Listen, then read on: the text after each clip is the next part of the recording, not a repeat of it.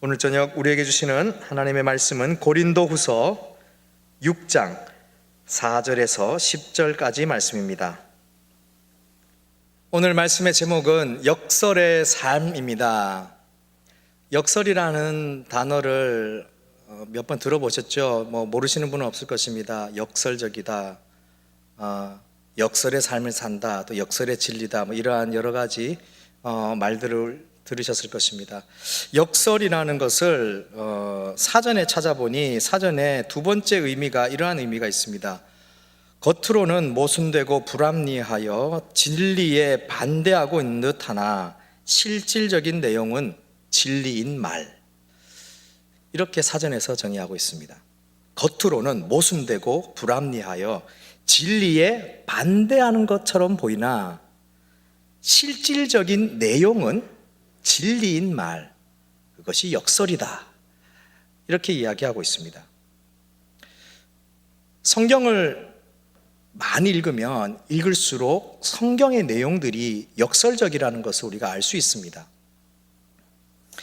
성경에 많은 역설의 내용들이 있죠. 그리고 그 성경의 중심은, 하나님의 말씀은 역설이다라는 것을 깨달을 수 있습니다. 많은 사람들의 삶이 굉장히 역설적인 삶을 많이 살았습니다. 장자가 축복을 받는 것이 당연한 이치였죠. 장자로 태어나면 우선권이 있고 재산도 더 많이 받고 축복도 더 많이 받습니다. 그런데 성경에 보니까 장자로 태어나서 그렇게 복을 받고 살아갔던 사람들이 있습니까? 손꼽을 만큼. 물론 요셉, 요셉은 장자였지요. 사랑하는 야곱이 정말로 사랑하는 아내 라헬의 장자였습니다만, 요셉을 빼고 다른 사람들을 보면 야곱도 그랬죠. 에서도 누굽니까? 아벨도 그래. 아벨부터 시작해서 아벨도 그랬죠. 야곱도 그랬죠. 다윗도 그랬죠. 성경에 보면은 당연히 장자의 복을 받아서, 하나님의 복을 받아서 살아갔던 사람들이 그렇게 많이 나오지 않습니다. 오히려 바뀐 것이 참 많이 나옵니다. 에브라임과 므낫세도 마찬가지죠. 야곱이 손을 엇갈리게 축복하면서 장자인 므낫세가 아니라 차자인 에브라임에게 복을 준다. 이런 이야기들을 성경을 읽으면서 우리는 많이 볼 수 있습니다. 그것이 신약 성경으로 오면 예수님께서도 역설적인 말씀을 참 많이 하십니다. 마가복음 9장 35절에 첫째가 되려는 자는 뭇사람의 끝이 되어야 되고 그 뭇사람을 섬기는 자가 되어야 한다, 이렇게 말씀하고 있습니다.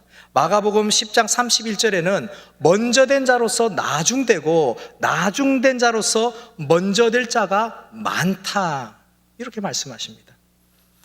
우리가 잘 아는 말씀 시편 119편 71절에 보면은 고난이 무엇이라고 표현합니까?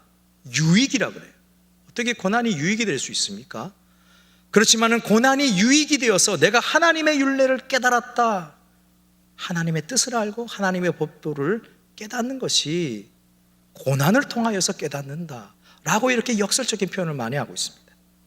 예수님께서도 역설의 표현을 많이 하셨죠. 우리가 잘 아는 요한복음 12장 미랄에 대한 비유를 드셨을 때 죽어야 산다는 거죠. 하늘의 미랄이 땅에 떨어져서 그대로 있으면은 아무런 변화가 없습니다. 하지만 미랄이 없어지고 죽어질 때에 생명이 탄생된다. 이어서 25절 말씀에 자기의 생명을 사랑하는 자는 잃게 될 것이고 자기의 생명을 미워하는 자는 영원하도록 보존된다. 자기의 생명을 사랑하면 잃어버린다.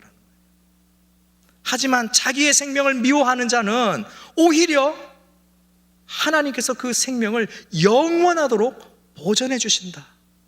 예수님께서 이렇게 말씀하셨습니다. 그리스도인으로 살아간다는 것은 이런 역설의 삶을 살아가는 것입니다. 우리는 정말 이 역설의 말씀대로 살아갈 수가 있을까요? 우리 대부분은 첫째가 되기를 원하지 않습니까? 1등이 되려고 노력하지 않습니까? 학교에서 시험을 쳐도 1등부터 꼴찌까지 순위를 매기지 않습니까?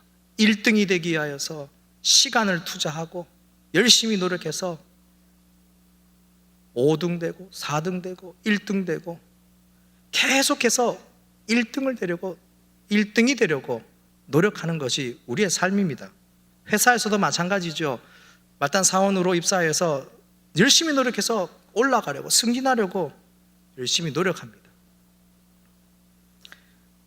그런데 성경에서는 그렇게 1등이 되기 위하여서는 남을 눌러야 되고 이겨야 되는 그러한 경쟁을 이야기하는 것이 아니라 오히려 더 낮은 마음으로 섬기고 무사람의 끝에 서고 무사람을 섬겨라. 예수님은 이렇게 말씀하고 있습니다. 다 역설적인 거예요. 모든 삶의 방식들을 풀어내는 것이 역설의 방법으로 풀어내고 있습니다. 오늘 우리는 얼마나 첫째가 되고자 먼저 되고자 노력을 했을까 곰곰이 생각을 해봅니다. 오늘 내가 당하는 고난을 유익이라고 내가 내 삶의 고백을 정말 하면서 살까 다시 한번 생각해 봅니다. 오늘도 나는 내 생명을 세상 어떤 것보다도 지키기 위하여서 내 생명 지키기 위하여 내 가족 지키기 위하여서 남이야 어떻게 되든 그들도 보지도 않고 그렇게 사는 삶이 아니었는가 돌이켜보게 됩니다. 이렇게 보니 오늘도 나는 예수님의 가르침대로 살아가지 못하였구나 회개하게 되고 돌이켜보게 되죠. 그런데 때로는 또 감사하게 돼요. 내가 정말로 1등만 되고 내가 정말로 먼저 된 자로서 모든 부와 모든 명예와 모든 권력을 누리고 살아간다면 우리가 정말로 불행한 삶을 살겠죠. 하지만 하나님께서 우리의 삶에서 그렇게 살아가지 않도록 해주시는 것 같아요. 우리의 삶에 고난이 찾아오고 모르겠습니다. 여기 대부분 오신 분들이 학교에서 1등을 해본 적이 있으신 분들이 몇 분 계시겠습니까마는 저도 1등 별로 못 해봤습니다. 초등학교 1, 2학년 때 좀 해보고 1등을 못 해봤습니다. 늘 밑에 등수에서 있으면서 낮은 마음으로 살았죠. 돌이켜보니 하나님께서 나를 이렇게 좀 낮춰주셨구나. 물론 열심히 노력 안 한 것은 지적받아야 될 것이지만 때로는 내 삶에서 내가 열심히 노력했는데도 불구하고 최선을 다했는데도 불구하고 그런 결과를 얻지 못할 때가 있지 않습니까? 그럴 때 우리는 좌절하지 말아야 돼요. 하나님의 뜻이 여기까지 있구나. 나로 하여금 교만하지 않게 하기 위하여서, 나로 하여금 더 하나님을 의지하게 하기 위하여서 하나님이 이러한 결과를, 이러한 상황을 나에게 주시는구나 라고 우리는 생각해야 됩니다. 우리의 삶을 돌이켜볼 때에 우리가 정말로 하나님을 붙잡고 의지하고 살아갔던 때가 내가 행복하고 모든 것을 이루고 걱정이 없었던 때였습니까? 아니면은 내 삶에서 고통과 고난이 갑자기 찾아와서 견딜 수 없이 슬픔 가운데, 아픔 가운데 살았을 때였습니까?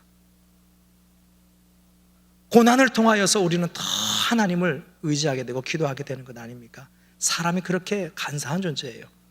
나에게 아무런 고난도 없고 참 행복할 때에 더 부르짖고 하나님 감사합니다, 주님 뜻대로 살아가겠습니다 해야 될진데, 우리에게 고난이 찾아오니 우리는 하나님께 눈물을 흘리고 무릎을 꿇고 더 의지하는 것, 그러한 모습을 보게 됩니다.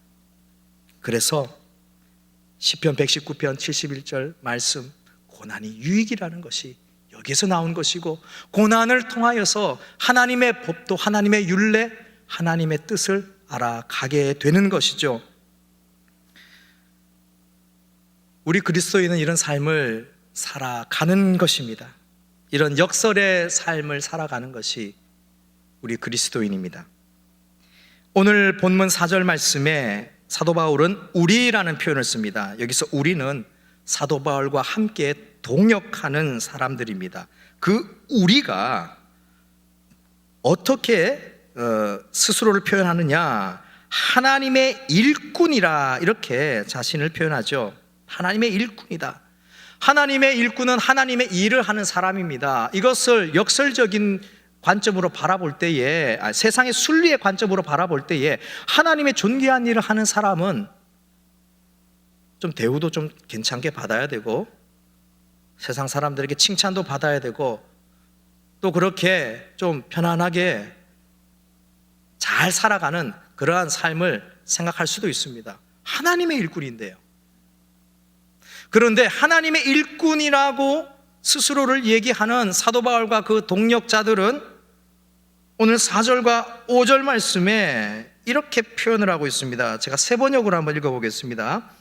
우리는 많이 참으면서 환난과 궁핍과 곤경과 매맞음과 옥에 갇힘과 난동과 수고와 잠을 자지 못함과 굶주림을 겪었습니다. 하나님의 일꾼인데요. 하나님의 존귀한 일꾼인데 그들이 겪은 것이 환난과 궁핍과 곤경, 매맞고 옥에 갇히고 자지 못하고 굶주리는 것, 이런 것을 겪은 사람이었다고 스스로를 말하고 있습니다. 하나님의 일꾼으로 살아가면서 겪은 것이 사도 바울은 참는 것이라 얘기하였죠. 참는 것 참 힘듭니다. 참는 것이 참 힘듭니다. 내가 그 순간만 참았으면 일을 그르치지 않았을 텐데, 그 순간 내가 참지 못하고 내가 한마디 던져서 상황이 악화가 되고, 내가 그 순간 나의 혈기를 누르지 못하여서 내가 실수하여서 파국에 이르는 그러한 일들을 우리가 자주 듣게 됩니다. 참는다는 것이 말처럼 쉬운 것이 아닙니다. 그런데 사도 바울은 하나님의 일꾼으로 일하면서 참는다 그랬습니다. 참아야 된다. 환난과 궁핍이 늘 임하고 매를 맞는 것, 옥에 갇히는 것, 난동과 소요 속에 끊임없이 고난을 받은 그 삶이 하나님의 일꾼으로서 살아가는 삶이었다는 것이죠. 생각을 살짝만 바꾸고 마음을 살짝만 돌려보면, 내가 이렇게까지 할 필요가 있을까? 내가 이렇게까지 하나님의 일꾼으로 일할 필요가 있을까라고 생각할 수도 있어요. 그렇지만 그들은 그렇게 살지 않았습니다. 그들은 하나님의 일꾼으로서 그들이 경험하고 깨달은 것이 있었기 때문입니다. 그것이 바로 역설의 삶이라는 것입니다. 복음의 역설, 역설의 진리를 깨달았기 때문에 사도 바울과 사도 바울의 동역자들은 환난과 궁핍과 고난 가운데서도 이겨낼 수 있었던 것입니다. 성경에 흐르는 구원의 방법, 구원의 길은 역설입니다. 역설이에요. 구원의 방법과 구원의 길은 역설이라니까요. 그 역설의 정점이 무엇이냐? 그 역설의 정점은 바로 예수 그리스도의 십자가라는 것이에요. 예수 그리스도의 십자가는 역설입니다. 왜 그렇습니까? 구원자가 구원하기 위하여서 권력을 가지고 힘을 다하여서 정권을 쟁탈하고 군대를 일으켜야 된다고 생각했던 당시의 상황 가운데 메시아로 오신 예수 그리스도께서 십자가의 죽으심으로 통하여서 우리를 구원하셨다는 거예요. 역설이지 않습니까? 죽어야지 산다는 역설, 죽어야지 생명을 보존하며 영원한 생명으로 들어갈 수 있다는 것을 보여주는 것, 예수 그리스도께서 십자가의 역설을 통하여서 이 땅의 구원을 베푸셨다는 것이죠. 사도 바울과 그의 동역자들은 이것을 깨달았다는 거예요. 이런 삶을 예수 그리스도께서 사셨구나. 우리가 우리 조상 대대로부터 믿었던 메시아 그 상이 아니라 다시 보니 우리가 구원의 구주로 맞이해야 될 메시아는 우리를 위하여 십자가에 죽으신 저 나사렛 청년 예수라는 것을 깨닫고 그 가운데에서 역설의 진리를 발견하였을 때에 사도 바울은 하나님의 일꾼으로 살아가면서 매를 맞고 고난당하고 심지어는 죽음의 순간까지에서도 복음의 전파를 굽히지 않고 증거하였다는 것입니다. 6절과 7절 말씀을 우리 함께 읽어보겠습니다. 6절과 7절 말씀입니다. 시작. 깨끗함과 지식과 오래 참음과 자비함과 성령의 감화와 거짓이 없는 사랑과 진리의 말씀과 하나님의 능력으로 의의 무기를 좌우에 가지고. 아멘. 사도 바울은 수많은 고난에서 직면할 때에 세상적인 방법으로 대처하지 않았습니다. 하나님의 일꾼으로서 역설의 삶을 살아가는 자로서 대처의 방법이 전혀 달랐다는 거예요. 보통 사람이면은 나를 공격하고 힘들게 하면 어떻게 하겠습니까? 무기를 가지고 대항할 수가 있습니다. 조직을 만들고 군대를 만들고 무리를 만들어서 선동을 해서 쿠데타를 일으킬 수도 있고요, 테러를 자행할 수도 있고 여러 가지 방법들이 있지 않습니까? 그러나 사도 바울은 그런 방법을 택하지 않았습니다. 이 싸움이 혈과 육에 있는 것이 아니라 통치자와 권세자와 어둠의 세상 주관자와 하늘에 있는 악한 영에 있다는 것을 그가 알았기 때문에 그는 세상의 방법을 사용하지 않았다는 거예요. 그래서 이러한 절박한 상황 가운데 그가 사용한 무기를 말씀하는데 그것이 바로 6절과 7절 우리가 읽은 말씀입니다. 깨끗함, 지식, 오래 참음, 자비함, 성령의 감화, 거짓 없는 사랑, 진리의 말씀, 하나님의 능력이 무기가 되었다는 거예요. 내 삶에서 나를 무너뜨리려고 하고 나를 하나님과의 관계에서 멀어지려고 하는 그러한 영적인 싸움에서 내가 혈기를 부리고 내가 육체적으로 싸우는 것이 아니라 이러한 것이 나의 무기가 되어서 싸웠다. 사도 바울은 이렇게 고백하고 있습니다. 우리의 무기는 깨끗함이 되어야 됩니다. 깨끗함. 다시 말하면 성결함이 우리의 무기가 되어야 돼요.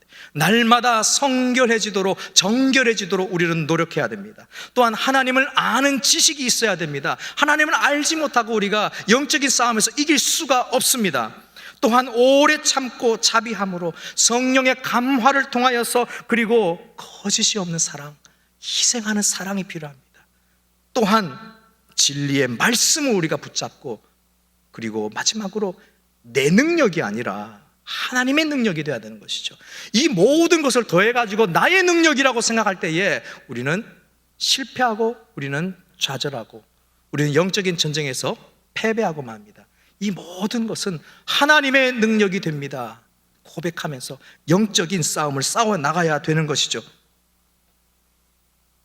사도 바울은 수많은 고난 가운데 이러한 영적인 무기를 가지고 치열한 전투를 벌이며 승리하는 자신의 정체성을 8절에서 10절까지 역설적으로 고백하였습니다.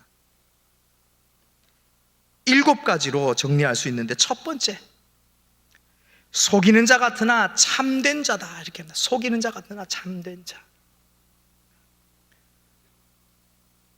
예수 그리스도를 믿고 복음을 증거하고 말씀대로 살아가다 보면은요, 세상 사람들이 얼마나 비난하는지 몰라요. 예수 그리스도 복음 살아있냐?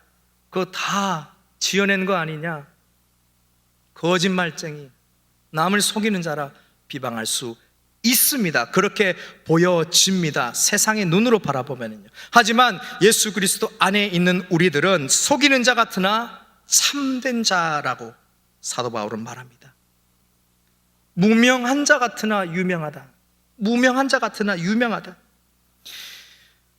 우리의 이름이 드러나기 위해서 우리가 얼마나 노력합니까? 세상 사람들 보면은요, 이름도 없고 무명한 자, 별 볼 일 없는 사람이라 생각할지 모르겠지만 우리는 이 역설의 진리를 가지고 영적인 무기를 가지고 나아갈 때에 세상 사람들에게는 무명할지 몰라도 하나님의 생명책에 기록이 된 유명한 자인 줄로 믿습니다.